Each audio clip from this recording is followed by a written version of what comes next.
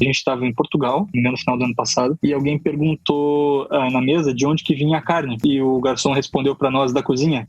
Né? Então, parece engraçado, mas a gente conta a todo momento em que as pessoas leiam as entrelinhas das coisas que a gente pensa. E a gente fica indignado quando ela não consegue ler da forma como a gente tinha imaginado. E a gente começou a perceber entre nós, né, o grupo ali da empresa que estava lá no evento em Portugal, que não tinha cuidado na hora de fazer as perguntas. Perguntava de qualquer jeito e esperava que a pessoa soubesse o que a gente estava pensando, né? E na reflexão a gente percebeu que as nossas perguntas estavam erradas. Isso não é muito diferente da construção tanto do objetivo quanto dos key results, né, que formam o OKR ligados a ele.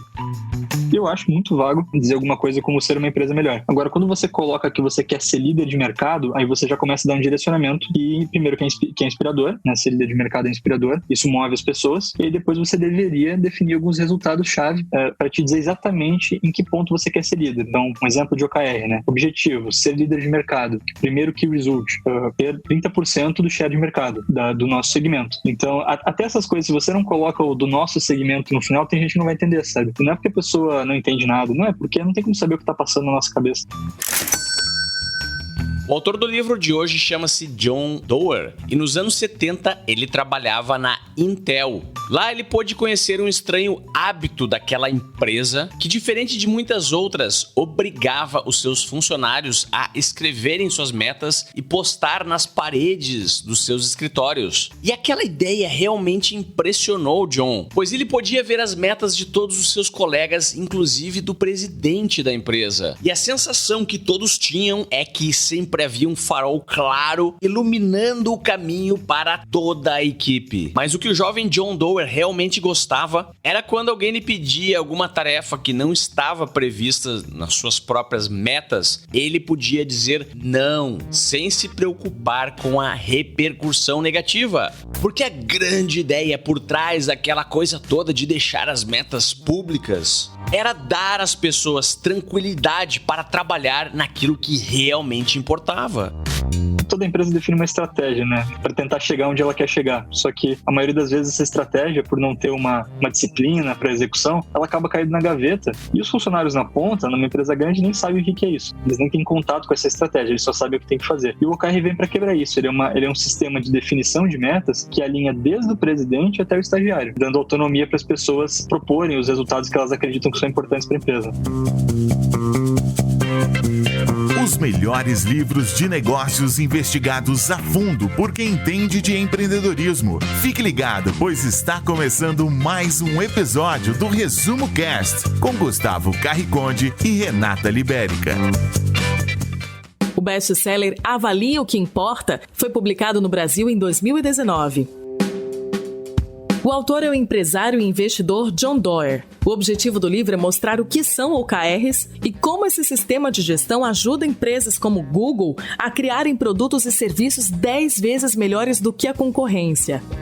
Eu sou o Gustavo Ramos, eu sou CRO da Coblue, né, atuo na área de receita da empresa. Nós somos uma plataforma de gestão de OKRs e também de avaliação de desempenho. A gente atua no mercado desde 2014 com a metodologia OKR e com uma plataforma de gestão, né, um SaaS, desde 2016. E a minha principal conexão com o livro é que o livro fala sobre OKRs, né, esse é o tema central do livro, né, o que é a metodologia e como ela pode ajudar as empresas a atingirem resultados mais expressivos. Hoje nós temos mais de 120 clientes na Coblue, sendo que metade deles eu mesmo plantei. Então, consegui acompanhar ao longo desses últimos anos, né, estou há 3 anos na empresa, muito do crescimento dessas empresas, desde os primeiros estágios da implantação, as primeiras dificuldades que elas apresentam com o OKR, até depois do desenvolvimento e colher os frutos desses resultados. O que são OKRs? OKR é uma sigla em inglês para Objectives and Key Results. Em português, entendemos como objetivos e resultado-chave. Trata-se de uma metodologia colaborativa de definição de metas e serve tanto para empresas e equipes como para uma pessoa só. Os objetivos referem-se ao o que deve ser alcançado. Os resultados-chave estabelecem e monitoram como chegamos ao objetivo. Por ser elaborada de forma colaborativa, os OKRs ajudam a garantir que toda empresa concentre seus esforços nas mesmas metas e nas questões mais importantes em toda a organização. Acho que esse é um dos livros que o título ele fala por si só, né? Realmente você conseguir definir prioridades dentre as várias coisas que você tem que fazer e avaliar somente as coisas que são importantes, né? Aprender a dizer não, abrir mão de algumas coisas que não são centrais. O livro ele foca muito na metodologia OKR, né? Um sistema de definição de metas, com foco em alinhamento, comunicação e engajamento. Ele é uma evolução do sistema de metas do MBO, que veio lá do Peter Drucker, né? Que é conhecido como o pai da administração, e que amadureceu muito na Intel, o modelo, né? Então, o foco do livro é explicar o que é a metodologia OKR, os impactos que ela teve tanto na Intel quanto no Google, né? Os resultados que trouxe para essas empresas, e também listar um pouco dos benefícios, né? Para a pessoa ter um pouco mais de clareza do que ela pode esperar ao implementar. Uma coisa é fato. Todo gestor ou empreendedor entende o peso da palavra meta. Mas às vezes fica muito difícil de tangibilizar essa palavra no dia a dia das operações. E aí ela fica muito bonita e sendo usada em reuniões, discussões filosóficas, podcasts, mas na hora mesmo do vamos ver, ela fica lá escondida no fundo da gaveta. Então, para trazer o benefício das metas para o mundo real, vários modelos e metodologias foram inventadas. Vamos ver algumas delas. Bom, assim, os modelos hoje de gestão mais vigentes no Brasil são o BSC, né, o Balanced Scorecard, ou o GPD, né, o Gestão por Diretrizes. Eu não acredito que existe um melhor modelo, mas eu acho que cada modelo ele foi útil no seu tempo, de acordo com o contexto em que ele foi criado. O Balanced Scorecard, e as variações dele, né, que acabam sendo o mais comum, ele tem alguns problemas, né? O primeiro é que ele normalmente define as coisas anualmente. Então, em um cenário de mercado de crise ou mesmo de alta competitividade, ou qualquer mercado, na verdade, que é impactado por tecnologia, não vai conseguir ter muitas vezes tanta previsibilidade. A todo momento podem estar surgindo novos concorrentes, você pode ter mudanças na própria tecnologia, mudanças no comportamento do consumidor, e um modelo que pensa todo o planejamento a muito longo prazo tende a não acertar, simplesmente isso. Também no BSC, normalmente você já começa definindo todas as iniciativas que você vai fazer, enquanto que no OKR você define alguns resultados que você vai atingir e vai buscando formas, né? Você não se engessa desde o começo para atingir esses resultados. Muito provavelmente uma pessoa que definiu iniciativas detalhadinhas do BSC em janeiro, agora em abril, já não tem mais, isso não é mais realidade, ainda mais com toda a situação de crise que a gente enfrentou. Provavelmente está tendo que rever esse processo todo. Quem trabalha com OKR já está fazendo a migração do primeiro ciclo trimestral para o segundo. E já estava auditando esses resultados várias vezes ao longo do tempo, né? Então não sentiu tanto essa dor, com certeza, contra quem os outros modelos. Outra grande diferença do BSC para o OKR é quem participa do processo de construção. Então o OKR ele pode ir do presidente até o analista, ele não pega apenas os cargos de gestão. E outro ponto aí é que no BSC normalmente ele é uma cascata de metas. Então você vai de cima até embaixo apenas distribuindo metas. É um diretor, ele vai construir algumas metas ali, depois ele vai desdobrá-las para todos os níveis abaixo dele. No OKR ele é um modelo de encaixe, pode pensar como se fosse um Lego, né? Eu como diretor construo os meus OKRs alinhados com a organização e depois os meus gerentes, eu não vou lá e construo para eles, mas eu dou a possibilidade para eles construírem OKRs vinculados ao meu. Então essa primeira grande diferença é o impacto no engajamento, porque você começa a ter pessoas podendo propor o que elas querem atingir. Claro que a pessoa não pode propor qualquer coisa. Eu já disse qual que é o meu OKR como diretor, mas eu estou dando autonomia para ela achar formas de me ajudar a atingir o meu, criando um OKR da própria gerência. Então, esse é o primeiro ponto, né? Você começa a mudar quem pode construir, qual que é o papel das pessoas na construção, e tem inúmeras pesquisas ali que apontam que as pessoas se engajam mais em coisas que elas participam, né? Ao invés de coisas que são impostas para elas. Elas não concordam, às vezes têm argumentos, né? Mas não conseguem ter voz dentro da organização. E o OKR te traz essa voz e, enfim, te coloca em evidência, né? A simplicidade e transparência dessa metodologia, assim como seus efeitos de foco e motivação de equipes, fez com que os OKRs se tornassem popular não só no Vale do Silício, mas em diversas empresas no mundo, incluindo Google, Intel, Dropbox, LinkedIn, Slack, Spotify, Twitter, BMW, Disney e Samsung. Até o vocalista Bono do U2 e a Fundação Bill & Melinda Gates são adeptos dos OKRs. Um sistema OKR vincula metas bem definidas à missão mais ampla de uma equipe e não é um sistema rígido. Pelo contrário, os OKRs são feitos para se adaptarem às circunstâncias. Também promove feedback e celebra as pequenas e grandes vitórias da empresa. E o mais importante, expande nossos limites. OKRs bem definidos nos move a lutar por aquilo que parece estar além do nosso alcance.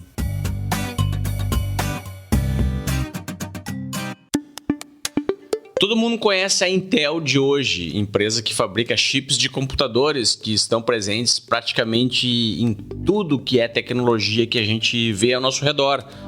Mas lá no início, nos anos 70, a Intel não era tão líder de mercado assim. Ela concorria com outras empresas e uma delas foi a Motorola.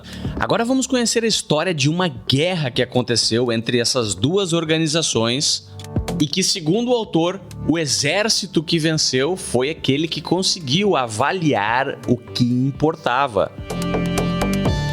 O John Doerr, nos anos 70, ele começou a trabalhar na Intel, né, lá no Vale do Silício, né, ele já morava lá. E na Intel ele se deparou com um cara, que é o Andy Grove, né, que ele é um autor de gestão, enfim, foi executivo da Intel durante muito tempo, e depois foi CEO da empresa durante muito tempo, e foi um dos caras que patrocinou esse crescimento gigantesco que a empresa teve de liderança de mercado naquele momento. E o John Doerr, ele fala muito no livro, né, do relacionamento que ele tinha com o Andy Grove, de aprendizado, né, quase um mentor para ele, assim, do jeito que ele descreve no livro, e que ele percebeu que o Andy, ele adaptou um modelo que já existia de gestão do Peter Drucker, mas que estava um pouco ultrapassado, tinha alguns elementos que já não funcionavam mais, que é o MBO, né, gestão por objetivos, Management by Objectives, e ele fez algumas adaptações e criou o sistema que é o OKR para ajudar na gestão da Intel.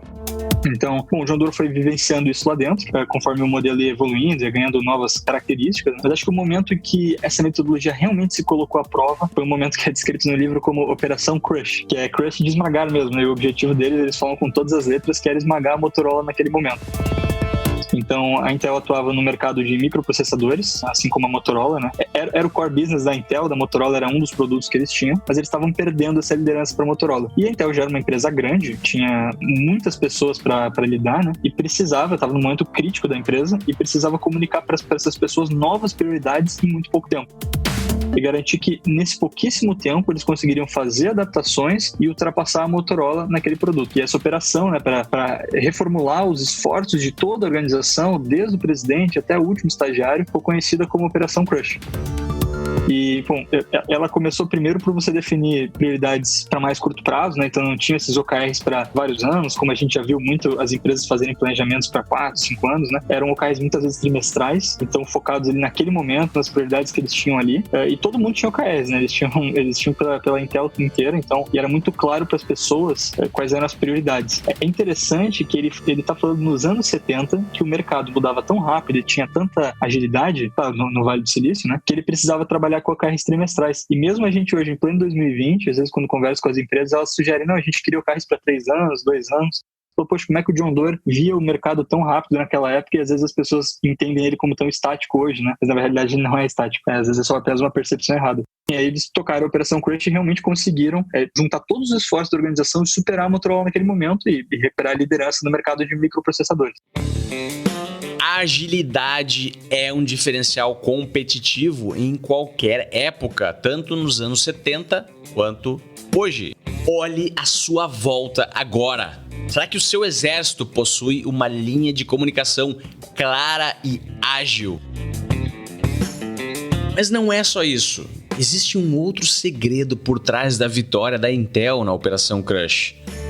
É que uma das premissas para o OKR funcionar é que ela tenha patrocínio da liderança. E no caso da Intel e também da história da Nextel, que eu vou contar daqui a pouco, ela tinha patrocínio do presidente, né, que naquele momento era o Andy Grove, né? Enfim, depois ficou conhecido como um dos maiores CEOs do século XX, algumas pesquisas que foram feitas, né? E acho que essa foi o principal diferencial. Tinha alguém patrocinando lá de cima. Isso muda muito a forma como o colaborador na ponta ele encara novas iniciativas na empresa. Não só o OKR, mas qualquer metodologia de gestão de projetos que você implemente ou novas práticas de cultura da empresa, elas dependem muito do patrocínio que as pessoas não só lerem, né, mas perceberem do que vem direto de cima. Acho que esse foi o fator número 1 primeiro pro OKR ter funcionado. E aí na sequência, sim, acredito que a Operação Crush funcionou porque ela trouxe senso de urgência e senso de prioridade, né? Então saiu daquele momento em que tudo é importante para que algumas coisas são importantes e outras a gente realmente vai abrir mão, né?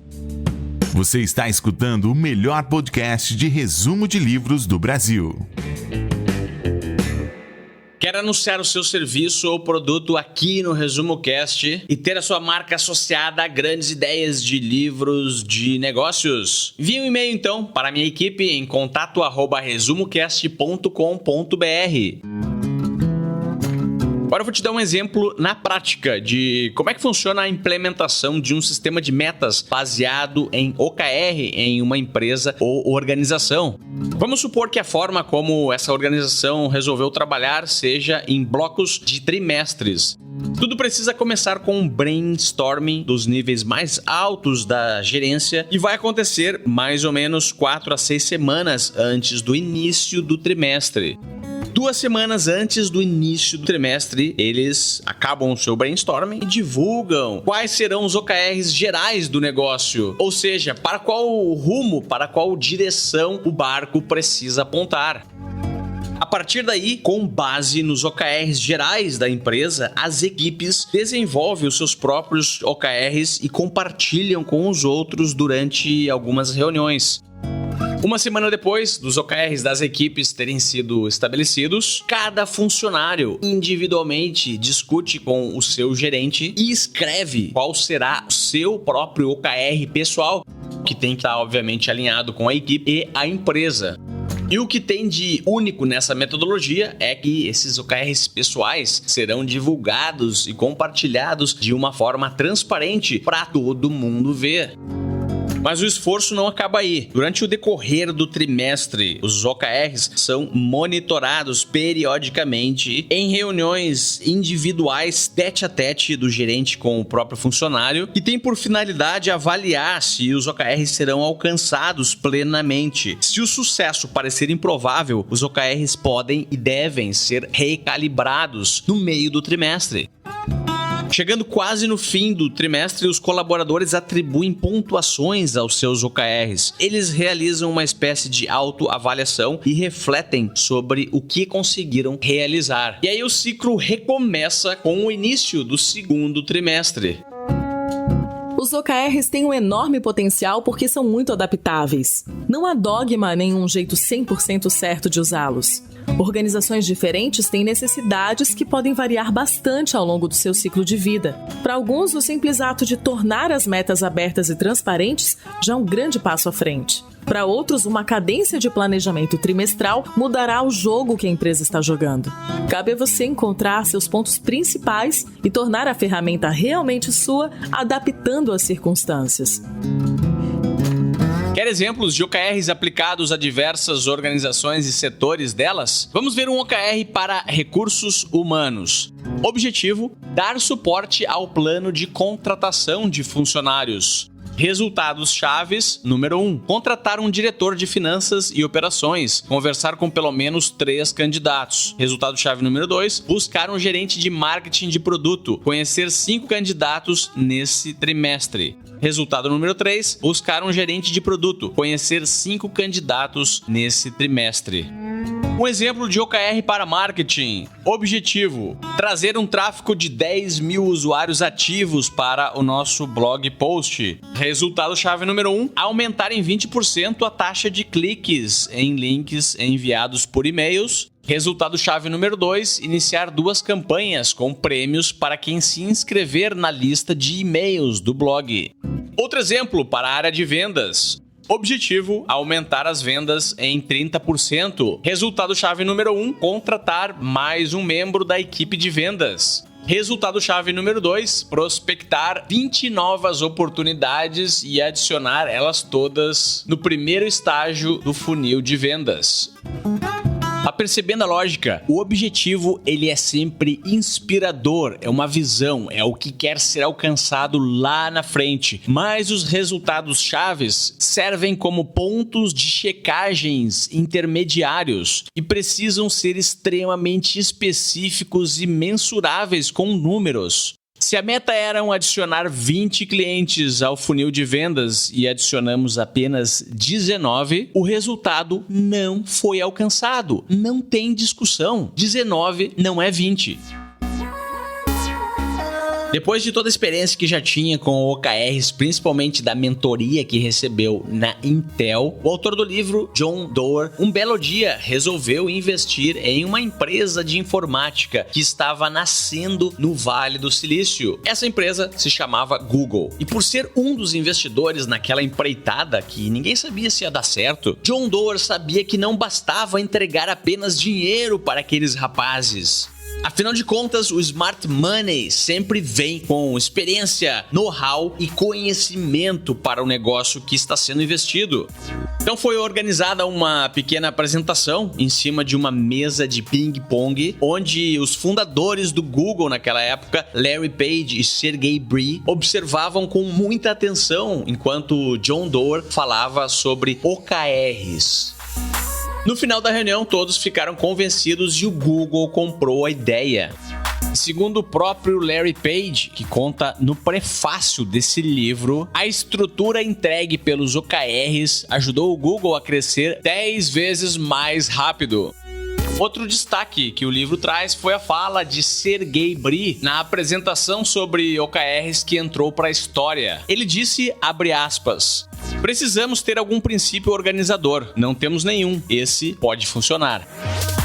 Muitas empresas têm a regra de 7, que limita os gerentes a um máximo de 7 subordinados diretos. Mas o Google mudou essa regra para um mínimo de 7, pois a transparência e organização dos OKRs permitem que cada gerente possam ter até 20 subordinados diretos. Isso deixa o organograma da empresa mais plano e significa menos supervisão de cima para baixo e maior autonomia na linha de frente.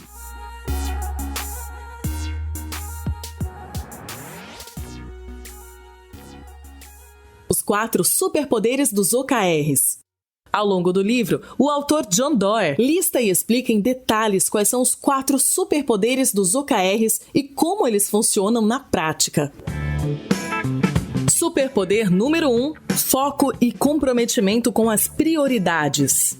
Toda empresa de alta performance se concentra no que realmente importa e são bem esclarecidas sobre o que não importa. Menos é mais. Como disse o ex-CEO da Intel e pai dos OKRs, Andy Grove, alguns poucos objetivos extremamente bem escolhidos transmitem uma mensagem clara ao que dizemos sim e ao que dizemos não. Avaliar o que importa começa com uma pergunta. Qual é a coisa mais importante para os próximos 3, 6 ou 12 meses? Um limite de 3 a 5 OKRs por ciclo leva à escolha do que mais importa. Cada objetivo deve estar vinculado a, no máximo, 5 resultados-chave. O segredo aqui é definir metas de baixo para cima na hierarquia da empresa.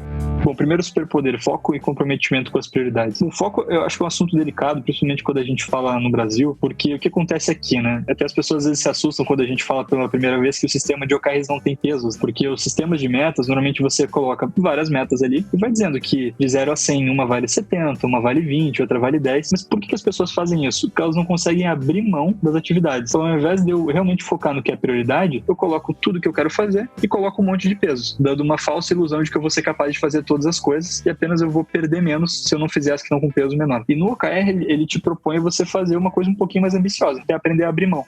Realmente dizer não e definir apenas algumas coisas.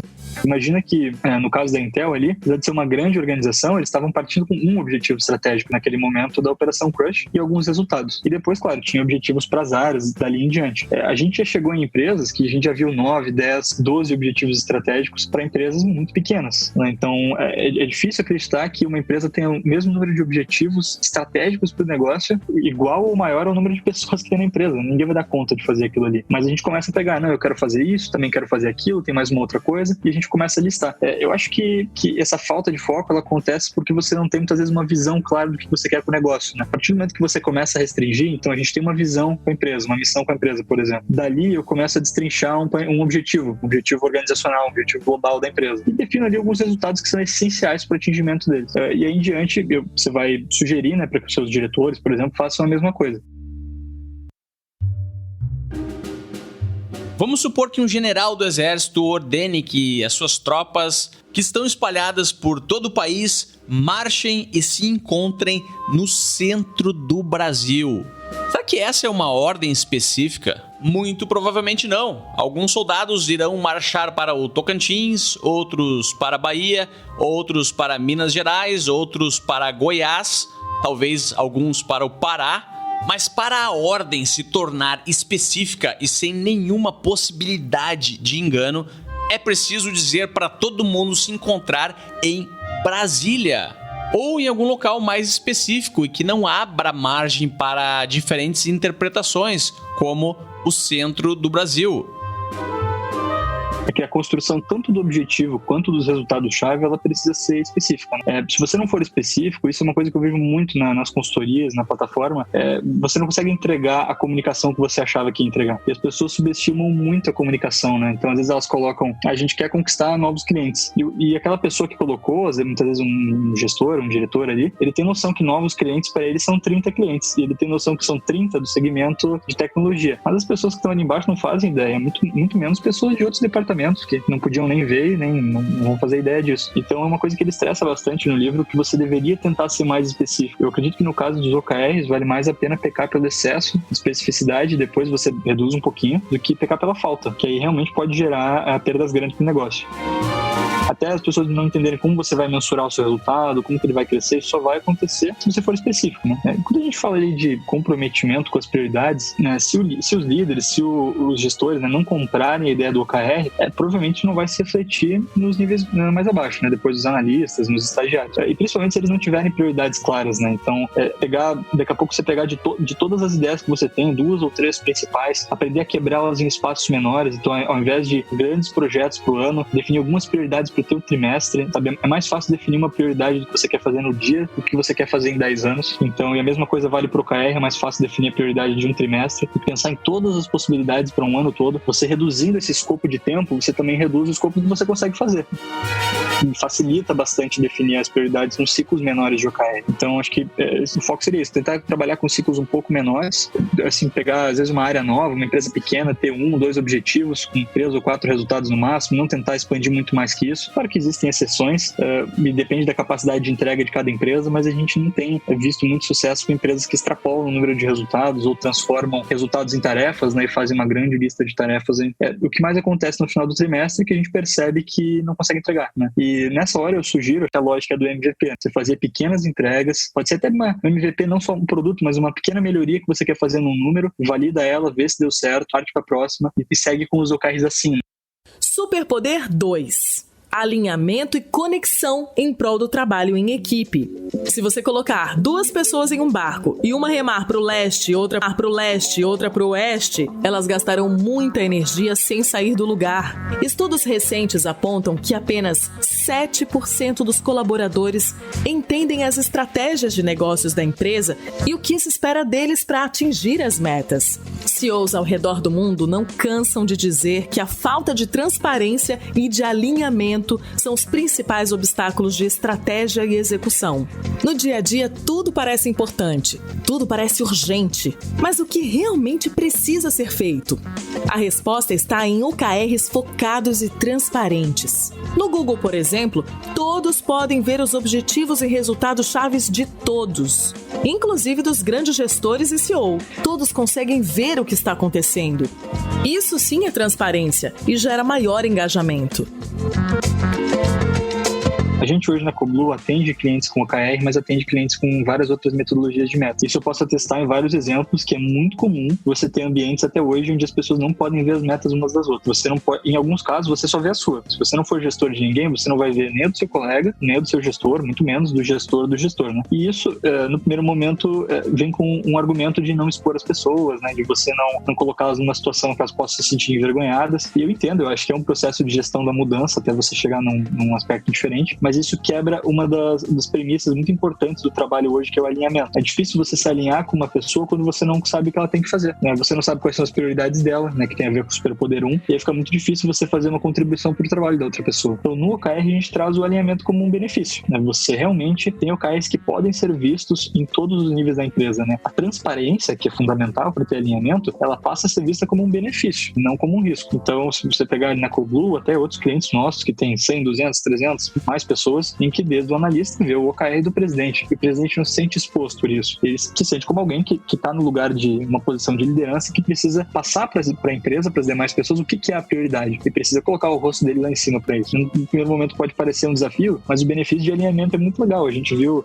exemplos em empresas onde diretores que não se falavam, quando começaram a ver os OKRs uns dos outros, ficaram extasiados, porque não faziam ideia que aquela outra área tinha foco em determinada coisa. Ele achava que aquela área fazia outra coisa, ou seja, uma mal sequer conhecia o trabalho do colega em algum nível. E isso nos diretores tudo bem, eles ainda sentam e discutem estratégia juntos, mas nos analistas é muito maior. Você vai ter um analista por exemplo, um cara de atendimento ali que está numa central telefônica, você vai ter outro cara que é do comercial, você vai ter um cara que é do marketing, um cara que é do financeiro, aí vai de empresa para empresa. Numa indústria você vai ter um cara mais operacional, né, ali no chão de fábrica. Se você pegar uma empresa de serviços, vai ter uma área de gestão de clientes, mas às vezes essas áreas não se conhecem, elas não conhecem a fundo o que os outros fazem, né? E as áreas nas empresas hoje, elas não são ilhas mais, elas não conseguem funcionar como ilha. O teu cliente, quando ele está avaliando o teu produto, ele não está preocupado se o teu produto não saiu bom, porque o teu time de produto e o teu time de atendimento ao cliente não conversam, não trocam feedbacks, não conhecem as prioridades uns dos outros, e é por isso que o produto não saiu bom. O cliente vai olhar e vai achar ele ruim, né? Ele não tá preocupado com isso. E é justamente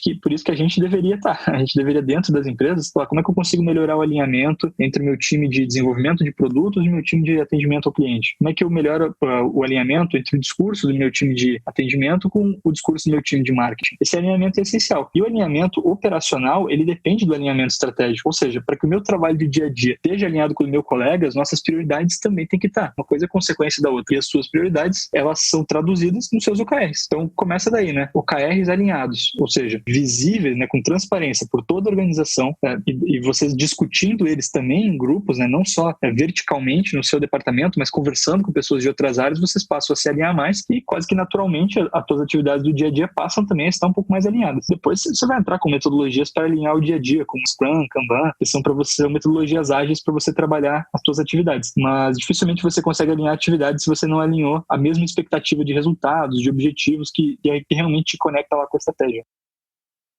Resumo Cast: livros para empreendedores. Superpoder 3: o acompanhamento da responsabilidade. Ao contrário do que acontece em muitas empresas tradicionais, que definem metas e acabam deixando elas guardadas na gaveta, os OKRs são como organismos vivos. Eles podem ser acompanhados e depois revistos ou adaptados ao longo do caminho. OKRs não exigem um acompanhamento diário. No entanto, check-ins regulares, preferencialmente semanais, são essenciais para evitar qualquer tipo de desvio. Em um estudo feito na Califórnia, colaboradores que registraram suas metas e enviaram relatórios de progresso semanais para um colega atingiram 43% mais de seus objetivos do que aquelas que simplesmente pensaram nas metas, mas não compartilharam com ninguém. Para gerar melhores resultados, os OKRs costumam ser examinados várias vezes por trimestre pelos colaboradores e seus gestores. O progresso é relatado, os obstáculos são identificados e os resultados-chave são refinados. O OKR, ele tem um modelo em que você sempre tem responsáveis. O responsável, ou dono, como preferirem chamar, ele não é a única pessoa que atua no OKR, mas ele é a pessoa que é responsável por aquela entrega, né? E conforme você cria rotinas de acompanhamento desses OKR, que é o que a gente se refere como check-ins, né? Que você vai acompanhando ele semanalmente, vai acompanhando quinzenal, às vezes mensal, depende de empresa para empresa, você começa sempre a saber quem que é o responsável por alguma coisa a todo momento, né? E consegue descobrir isso com facilidade e consegue rastrear também o andamento daquela entrega e como que aquilo está evoluindo. A gente tem vários exemplos de empresas que acompanham o andamento das metas uma vez a cada 3 meses, às vezes uma vez a cada 6 meses. Até tem um coordenador local olhando aquilo com uma frequência um pouco maior, mas só se revisita os resultados de muito e muito tempo. Imagina se a pessoa passasse os 3 meses do corona agora sem revisitar os resultados. Ele ia encontrar um buraco na empresa quando chegar ali em junho, julho. Então você precisa ter rotinas de acompanhamento, sabendo quem que é o responsável por cada coisa. E quando as pessoas têm autonomia para propor os resultados que elas querem atingir, essa responsabilidade ela não se torna tanto um fardo ou uma exposição, mas se torna muitas vezes uma oportunidade, né, de mostrar como que ela consegue contribuir para a organização. Claro que para isso funcionar, quando você está distribuindo as responsabilidades, tem que existir uma cultura na empresa voltada a buscar soluções, não a buscar culpados. Senão, a última coisa que uma pessoa vai querer é assumir uma responsabilidade ou um risco, né, de fazer uma entrega audaciosa num ambiente onde ela vai ser culpada no primeiro momento e não conseguir entregar. Acho que esse é o primeiro ponto. Mas no OKR você sempre define, né, um responsável ali para o objetivo e responsáveis para os resultados. E uma dos grandes quebras de paradigma da metodologia nesse sentido é que você pode ter objetivos que envolvem nos resultados pessoas de áreas diferentes. Eu posso muito bem ter um objetivo ali que tem um resultado de um cara de uma equipe de atendimento, de um cara de uma equipe comercial, de uma equipe de marketing financeiro, tem aí N controladoria, jurídico, N áreas que você pode ter numa empresa. E, se você quiser, pode fazer uma construção mais por verticais, né, ou talvez assim por por diretorias da empresa. Você vai poder fazer essa construção assim, mas ela vai esbarrar na mesma dor dos silos, né? Desses feudos. Cada área é uma área, cada um cuida da sua coisa. Acho que a ideia não é essa aqui, é você justamente conseguir conectar as áreas. Então você pode ter um objetivo com resultados de pessoas de diferentes áreas e você consegue saber exatamente de quem é cada micro-responsabilidade ali dentro. Superpoder número 4. O esforço pelo surpreendente. O maior risco de todos é não assumir riscos. Objetivos conservadores impedem a inovação e empresas que não inovam acabam desaparecendo do mapa. Os resultados-chave de um OKR bem elaborado nos empurra para muito além da nossa zona de conforto. Estudos indicam que, embora os indivíduos com metas muito difíceis atinjam seus objetivos com menos frequência do que aqueles com metas fáceis, eles apresentam um nível de desempenho mais alto do que os outros. Ou seja, quanto mais difíceis são as metas, maior será o nível de desempenho de cada um na equipe. Existe esse conceito lá fora de você ter os stretch goals, onde você propositalmente coloca metas mais esticadas do que você é capaz de alcançar, porque aí você vai chegar mais longe do que você chegaria. O pessoal chama isso de, no nível mais exacerbado, né, de moonshots, que é quando você dá um tiro na lua e se você sair da órbita da Terra, você já foi muito mais longe do que se tivesse só tentado chegar na altura que um avião voa, né? Você vai muito mais longe, apesar de não chegar na lua, já consegue superar. Então, qual que é a ideia do stretch goal? Eu vou falar um pouco do quando ele funciona e quando ele não funciona, tá? Imagina o seguinte, você tem um carro, tá? O carro anda ali a 100 km por hora. Eu te digo que a gente deveria, na empresa, fazer com que o carro, que é o produto da nossa empresa, ele tem que andar de 100 a 120 por hora. O que você vai fazer, será, para tentar atingir isso aí? Talvez fazer algumas melhorias no motor, fazer algumas melhorias no pneu, tentar reduzir um pouco o peso do carro.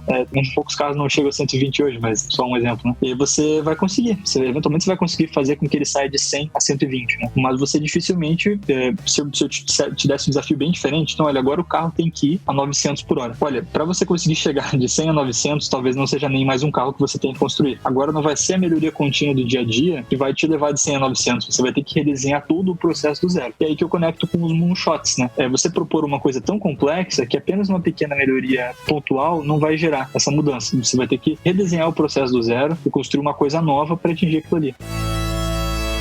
A melhoria contínua da vela, ela não gera uma lâmpada. Você pode fazer quantas melhorias você quiser na vela, então daqui a pouco você vai pegar uma cera um pouco melhor, vai proteger para o vento não apagar, mas não importa quanta melhoria contínua você faça na vela, ela não vai virar uma lâmpada. Para ela virar uma lâmpada, você vai ter que começar um processo todo diferente de eletricidade, vai ter que partir de outra vertente. Mas o que tem a ver então a vela com a lâmpada? É que elas têm o mesmo objetivo, né, que é iluminar. Então você está indo atrás do mesmo OKR, né, de iluminação daqui a pouco, mas como eu estou te desafiando com que resulte muito esticado, somente a luz que uma vela gera não é o bastante, agora eu teria que partir para uma lâmpada. Não vai funcionar mais apenas pequenas adaptações ali. As 2 cestas do sistema OKR. O Google divide seus OKRs em 2 categorias, compromissados e ambiciosos. Os OKRs compromissados estão vinculados às métricas do Google, como lançamentos de produtos, reservas, contratações e clientes. Todos eles devem ser 100% alcançados dentro de um prazo bem definido. Por outro lado, os OKRs ambiciosos refletem ideias de maior dimensão, maior risco. Eles são mais inclinados para o futuro. Geralmente, os OKRs ambiciosos têm 60% a 70% de sucesso.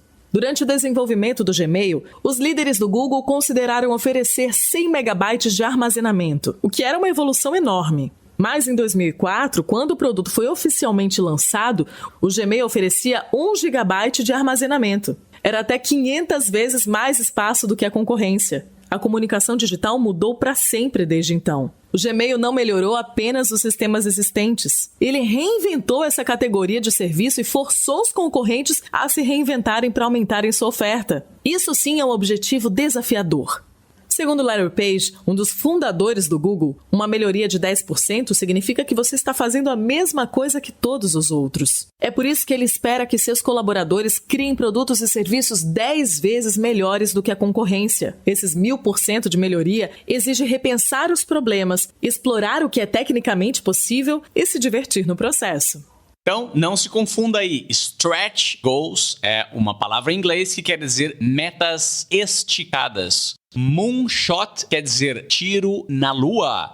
É claro que nem todas as metas da empresa precisam ser stretch goals e moonshots. Em determinados setores são necessários OKRs mais conservadores. Mas a grande sacada é que a estrutura transparente e ágil dos OKRs estimula um ambiente onde uma certa porcentagem das metas acabam sendo extremamente audaciosas. E é justamente aí que a tão falada inovação e disrupção acontece.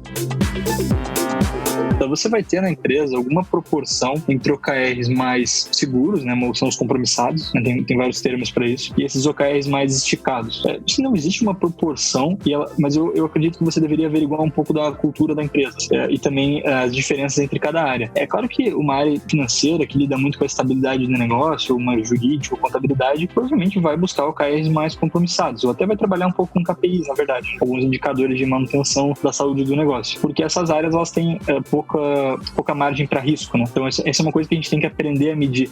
Quanta margem para risco eu tenho?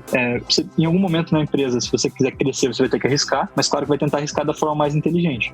E vai ter que arriscar e errar rápido, né? Errar rápido e aprender rápido. Então eu começaria por aí. Você monta uma série de OKRs um pouco mais compromissados e analisa a estrutura do teu negócio, quais são as áreas que você medindo ganhos e perdas, você consegue arriscar um pouco mais ali dentro, porque se der certo, pode ser uma virada de chave no negócio. Essas áreas, elas têm que ter OKRs um pouco mais esticados. Vai fazer bem para elas que tenham assim, elas provavelmente até se motivarão de conseguir fazer coisas nesse sentido. E aí você vai ter que analisar também o perfil das pessoas, né? A gente tem uma cultura, vamos dizer, latina, um pouco mais calorosa, assim, vamos dizer, onde as pessoas são um pouco mais emocionais. Então, recentemente, um dos meus sócios esteve no Vale do Silício e ele falou que, na percepção dele, conversando com as pessoas, o superpoder 4, de buscar o surpreendente, era um dos principais motivos para usar o OKR. Ou seja, eles viam que ter um moonshot ali era muito importante. E quando alguém não atingia, a pessoa falava isso com tranquilidade. Não atingi, a gente tentou isso, aquilo, mas realmente não cheguei lá. E experiências que eu tive pessoalmente no Brasil foi de pessoas indo apresentar seus resultados, que tinham escrito um OKR moonshot super esticado e fizeram um escarcéu ali na hora porque estavam super insatisfeitos, o clima não ficou legal, porque o time não sabia lidar com OKRs tão esticados, porque na hora é bonito a gente falar, né? Poxa, a gente vai tentar atirar na lua, mas eventualmente não vai chegar na lua. Como você vai reagir quando você não chegar na lua? Como você vai reagir com teus colegas, com teus subordinados quando eles chegarem? Então, os piores casos que eu vi de moonshots é onde o gestor falou que está liberado o moonshot e a primeira pessoa que não atingiu foi repreendida. E aí você realmente começa a minar a cultura que possibilita o moonshot. Eu recomendo, por tudo que eu vi da cultura aqui, não começar com um volume grande de moonshots. Poucos OKRs mais esticados, apenas com áreas que estão mais à vontade, medindo o risco com cuidado, e aí depois você, conforme você vai se sentindo mais à vontade para tentar isso, tudo bem. Mas que tipo de organização, equipe ou projeto precisa de uma estrutura de OKRs? Será que basta escrever os seus OKRs em um arquivo do Word e deixar escondido em uma pasta onde ninguém vê? Em certas equipes que trabalham com OKRs, é possível colocar eles em uma folha na parede do escritório. Mas como é que faz isso com equipes remotas que estão localizadas em cidades diferentes e muitas vezes até mesmo em países diferentes? Eu acredito que o valor de ter uma plataforma, de você ter tecnologia te auxiliando, ele é proporcional à possibilidade de desalinhamento que você pode ter. Vou te dar um exemplo aqui na Coblu. A gente, apesar de ser uma empresa de 30 pessoas hoje, a gente praticamente nasceu em Santa Catarina e em São Paulo em 2 escritórios. Então, para nós, nunca funcionaria ter não só o OKR, como qualquer coisa importante de comunicação na parede, porque a gente sempre precisou ter isso de uma forma digital, de fácil acesso, em que a gente conseguisse manter alinhados os escritórios de Santa Catarina, de São Paulo e mais recentemente também com o início do time na Espanha. E não teria como fazer isso sem tecnologia, sabe? Porque é ela que leva essa comunicação. O livro conta que mais e mais organizações estão adotando softwares robustos, dedicados e baseados na nuvem para gerenciar os seus OKRs. As melhores plataformas do mercado incluem aplicativos móveis, atualizações automáticas, ferramentas de relatórios analíticos, alertas em tempo real e integração com outros softwares como Salesforce, Jira e Zendesk. Com 3 ou 4 cliques, os usuários podem navegar em um painel digital para criar, acompanhar, editar e colocar pontos nos seus OKRs. John Doerr recomenda que os gestores do amanhã selecionem um software no estilo desse que o Gustavo e a equipe dele lá da Coblu criaram. Algumas das vantagens da automatização desses processos é que os objetivos ficam mais visíveis, os usuários obtêm acesso contínuo aos OKRs do seu chefe, dos seus subordinados diretos e da organização como um todo. Isso ativa o engajamento. Quando sabemos que estamos trabalhando nas coisas certas, fica mais fácil manter a motivação. Outro benefício é que promove o networking interno. Uma plataforma transparente transforma os indivíduos em colegas com interesses profissionais compartilhados. Segundo o livro, também há uma clara economia em tempo, dinheiro e frustração. Na definição convencional de metas, várias horas são desperdiçadas durante a procura de documentação em notas de reuniões, e-mails, documentos do Word e slides de PowerPoint. Com uma plataforma de gerenciamento de OKRs, todas as informações relevantes estão prontas, onde quer que você ou a sua equipe esteja. Quando a gente fala que o superpoder 2 do OKR é alinhamento, eu acho que você ainda não precisa de uma plataforma para alinhar 4 pessoas que trabalham na mesma sala todos os dias. Eu acho que as pessoas elas já estão bastante alinhadas por natureza. Mas isso vai mudando conforme você cresce. Então, uma empresa com 10 pessoas, um pouquinho mais desalinhada. Uma empresa com 100 pessoas é muito desalinhada. Com 100 pessoas, talvez você já não esteja nem mais no mesmo andar, no mesmo escritório, na mesma cidade. E não tem nem o que dizer de uma empresa que tem 1.000, 2.000 pessoas. Você está em várias regiões, em vários lugares do mundo. E como é que tu transmite as prioridades da empresa em todos esses níveis, conforme a tua empresa vai crescendo, escrevendo os OKRs numa parede. Que aquela parede não é... Uma parte das pessoas passam por ela, mas todo o resto não passa.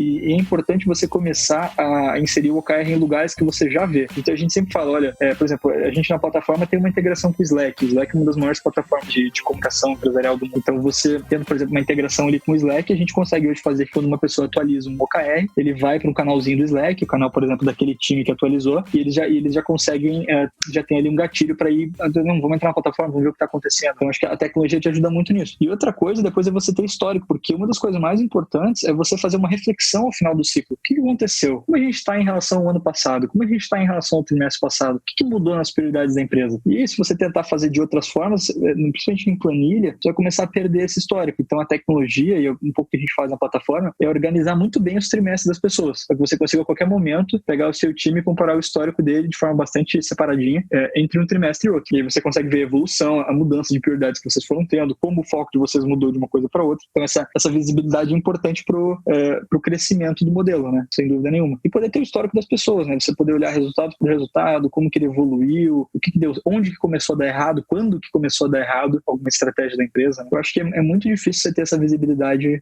fazendo isso num Excel. No momento de trabalho remoto, é mais importante do que nunca você conseguir comunicar prioridades claras das empresas. Ainda mais porque antes a gente tinha como certo, e por estar na empresa, no dia a dia, conferindo o que as pessoas estão fazendo, conversando com elas, as prioridades estavam entre linhas claras, né? Talvez já não estavam tanto, mas pelo menos um pouco. Agora que tá cada um num canto, as pessoas, eu vejo que elas estão adotando muitas ferramentas de comunicação do dia a dia, mas não estão comunicando as prioridades. Então as pessoas elas estão conversando e tentando matar um leão por dia, né? Resolver esses pequenos incêndios, mas ainda não estão com as prioridades claras. Eu acho que esse momento, mais do que nunca, ele pede por plataformas que te deem essa clareza do que é importante, né? Esse momento principalmente de crise e de home office não é um momento para abrir mão de prática de gestão, mas sim para mudar os seus processos de gestão para processos mais ágeis, né? Nessa linha de metodologias ágeis como o OKR. E vai ser essencial. Você já tinha essa cultura de ter desenvolvedores remotos, designers remotos, agora que você tem a empresa toda remota, você corre um risco muito grande de cada um atirar para um lado ali na empresa e você não conseguir ter elas trabalhando em torno dos mesmos objetivos comuns. Ainda mais agora que são prioridades de curto prazo, né? A gente tem visto a maioria dos nossos clientes construindo OKRs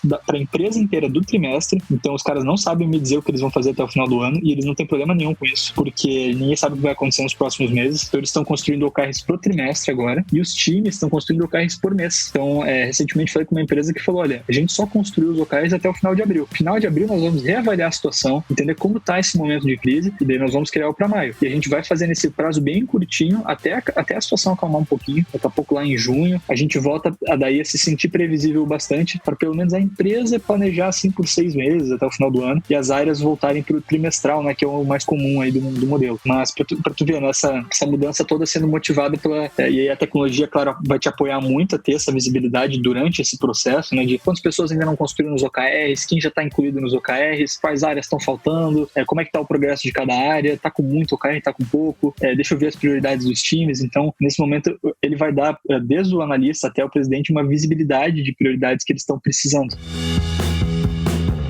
O ResumoCast de hoje vai ficando por aqui, espero que tenha gostado desse episódio. Eu quero agradecer em especial aos nossos Tribers apoiadores que contribuem com o ResumoCast e tornam o nosso objetivo de empoderar a humanidade com o conhecimento dos livros mais tangível e possível de ser mensurado com resultados. São eles: Luiz Alberjante, Vivian Rio Stella, Fábio Lemos Maia, Gabriel Cunha, Ricardo Zanlorenzi, Jaqueline de Souza Ribeiro e Adans Lyon. E se você também quer fazer parte da nossa história e contribuir com a campanha de financiamento coletivo do ResumoCast, visite resumocast.com.br/apoia-se.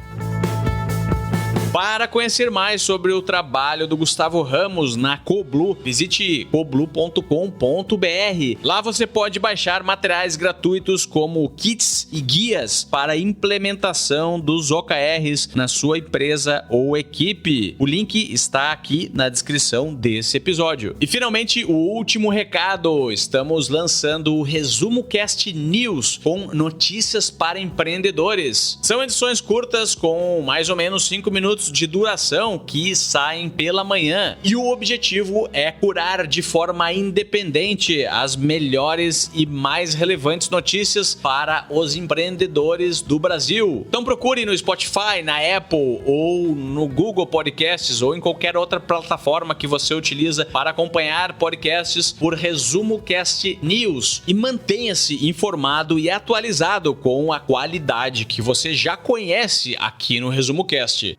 Desejo a todos uma ótima semana e até segunda que vem com mais um livro para empreendedores.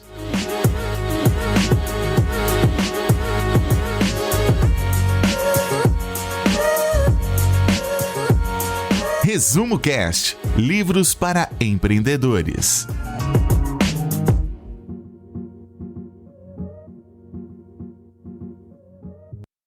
Se fosse pensar agora num objetivo a nível pessoal, talvez um objetivo muito amplo seria, assim, ter uma vida melhor. Bom, ter uma vida melhor talvez possa ser amplo demais, né? Se você tivesse alguma coisa um pouquinho mais clara do tipo, assim, melhorar a minha relação com a comida. Beleza, agora você está com foco especificamente na tua alimentação. Como é que você comprova, como é que você mede se melhorou a tua relação com a comida? Então você pode aí começar a ter o teu primeiro key result. Ter 30% dos alimentos do dia são vegetais, né? Então você está começando a comprovar o teu melhor relacionamento com a comida. Então você vai ter outro resultado, né? 30 dias sem, por exemplo, comer nenhum doce, uma coisa assim. Eu não sou nutricionista, tá? Daqui a pouco o pessoal vai estar ouvindo achar que não são essas as dicas, né? Pra ficar no peso. Mas eu acho que, assim, a partir do momento que você deixa mais claro que não é só genericamente uma vida melhor, mas especificamente o melhor relacionamento com a comida, e os teus resultados começam a comprovar em números, né, sempre que possível, que você tá tendo esse melhor relacionamento, seja percentual de refeições que você come que contém vegetais, um período que você consegue ficar sem comer algum tipo de besteira, ou, enfim, o percentual da tua alimentação contém fibras. Aí você, olha só, você está começando a medir, e aí com a soma desses vários resultados você está comprovando, conforme você faz isso, que você de fato tem uma relação melhor com a alimentação do que você tinha antes.